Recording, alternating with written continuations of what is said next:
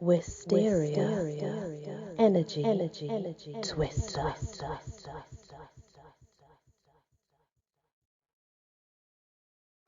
Hello everyone, welcome back to the Legends of Britany and the Châteaux.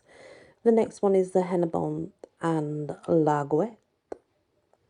Of the old Château of Hennebont, where John of Montfort breathed his last after escaping from the Louvre of his day, only a heap of stones remains.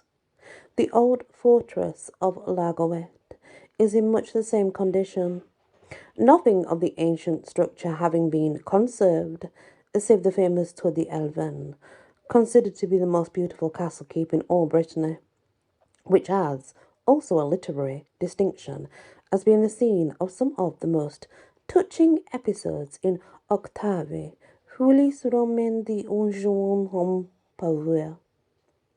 I suppose that's some sort of TV series or something. The Chateaubriand. At Chateaubriand, which owes its name to the compounding of the word chateau with that of Briand, the family style of its original lord, the old feudal fortress is now a ruin, but the castle, built by Jean de Lavelle, governor of Brittany, under Francis I, is in good repair. An inscription giving the date of the completion of the new chateau as 15338 is above the portal of the colonnade. There is a gruesome legend associated with the old chateau, in which for some time dwelt the unfortunate Françoise de Faux, Countess of Chateaubriand, and beloved of Francis I. Tiring of becoming suspicious of a royal lover, she decided to return to her husband, the old Count of Lavelle. The reunion, however, was not productive of happiness, owing to the furor of jealousy in which her elderly husband lived because of the love affair with the king. This jealousy eventually flared into mania when he heard that she had actually visited her former lover in prison after being captured at Pavia. Instantly, he shut his wife up in a darkened and padded cell and finally had her cut into pieces by two surgeons. So the story goes. Terrified at what he had done and of the consequences which were sure to follow when the king heard of his savagery, the count fled the country immediately afterwards. The Château of Britany, dating from the 12th century, and that of Caraduc are in good repair, but the latter is ancient only in parts. It shelters two murillos within its walls. The picturesque Château of Combourg was in early times a feudal fortress, and in it René Chateaubriand's infancy was passed. This place may be visited by interesting people that are interested in that stuff, so interested sightseers, for example. People who like to tour and look at the history as well, of course. That's always important.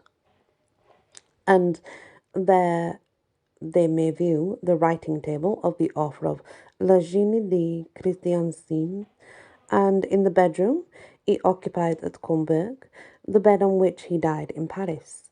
The Château of Vitry is also in a state of preservation and is considered one of the best specimens of military architecture in the province. Comparatively near in the Château Rochers, once the home of Midi Civil, and in consequence one of the famous sights of the country, the many letters she dated from this castle paint a vivid and detailed picture of her social life in the 17th century. And fortunately, the atmosphere of the time has been happily retained in the building itself. Another 12th century structure is that of the Château Roustefan, near Compiègne. It was built by Stephen, Count of Penthievre, and belonged in the next century to Blanche of Castile, the mother of St. Louis. The ruins now in existence are those of the chateau built in the 15th century, and its cylindrical tower, pinnacle doorway, and the stone mullions of the windows still remain fairly intact. The chateau of Courgelet in Concarneau is one which has been saved from decay. Restored, of course, by Countess Shavu Narishkin and presented by her to the department.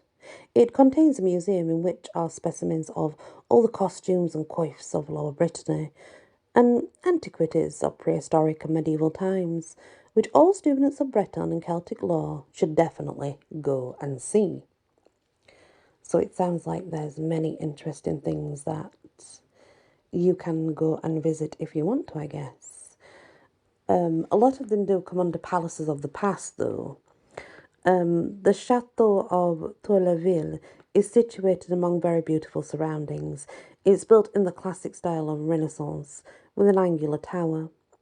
On chimney-piece and fireplace throughout the castle there are numerous sentimental devices in which cupids and flaming hearts and torches figure largely, with the occasional accompaniment of verses and mottos of an equally, amatory nature.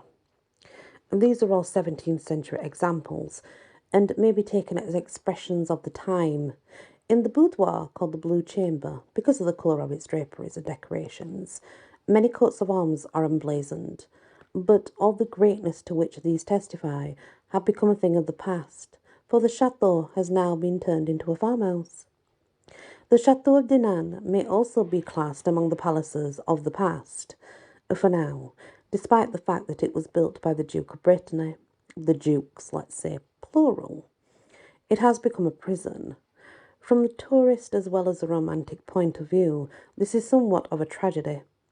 The Tower of Courtquen, one of the ancient towers of the city wall, is practically part of the castle, and the keep, or Queen Anne's Tower, is the most distinctive feature remaining.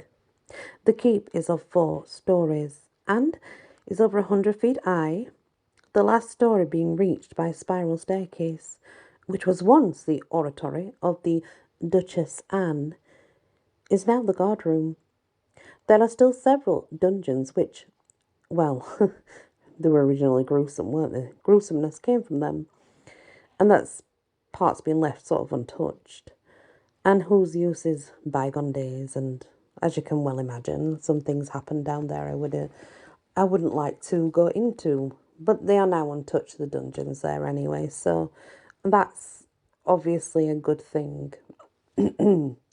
So those are what we would say the Châteaux of Britany and its many splendours, past palaces that no longer are, I guess, in all their glory. But if you go visit them, you can sort of get a look and a feel of how it might have been back then, which is always very interesting. I really love history. Anything historical fascinates me so much. So it's nice to hear that there are so many still remaining, whether they are just ruins or whether they are being preserved. I do think it's very important that we try and look after our past, because it's going to be needed for the future. I would like to think that it's always going to be there in some way or another. Even if it ends in the ocean, under the ocean, I would like to think it would still be there to rise back up again and tell its tale. I could be wrong, but it's very fascinating to me. I love all that stuff. Thank you so much for listening to the Châteaus of Britany, and many blessings. Wysteria. Energy. Twister.